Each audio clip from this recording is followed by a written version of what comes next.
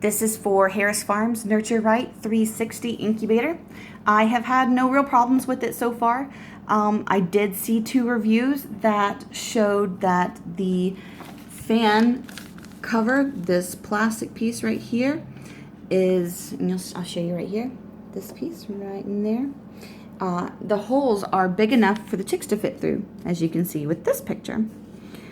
It's not a problem, easily fixable. You can do it yourself with some cheesecloth maybe, or a bit of screen from a window, like you would put in the windows. But, super easy to just contact the company. They'll send you the fan guard for free. And it's silicone, so it slips right over, has a little recess to fit around the temperature probe. And then this one is a little bit, not really complicated, but just more so than the guard. It is an anti-moisture seal foam. So what's going to happen is some people, not all, some people complained of during lockdown, moisture would build up in the control panel and it would basically short circuit everything and mess with the temperature, cause incubation to stop. So this is to prevent that. Go ahead and get these things before you start incubation. You can install this, but the foam pad can be done during incubation. I just did it today.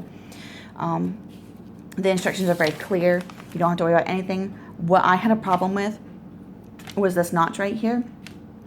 I saw it, and obviously, it's telling you put this back here, but it wasn't exactly showing you which side of the incubator lid that it goes on. And if you don't have it on the correct side, the clear plastic cover doesn't go on properly. I could get this piece, the inside piece, to go back in with a good seal, but not this. This would leave a gap and allowing air to escape. So just when you're putting it back together, just keep in mind this notch faces the back. The notch is on the back side, right above the vent and next to the power cords. That's really all you need to know about it. Everything else is very easily read in the directions. It went back on real nicely. I've got it in there.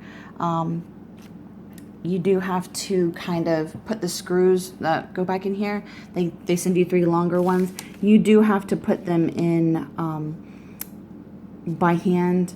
You can take them out. I used this to take them out, but to put them back in, you're going to need to do it by hand because you're going to need to press down harder to make sure that the foam pad is close enough, because if you don't, you won't be able to press the buttons. The directions do tell you press the buttons, or press a button once to make sure it goes on. Like, you should hear a click and obviously a beep. That's for my egg candler.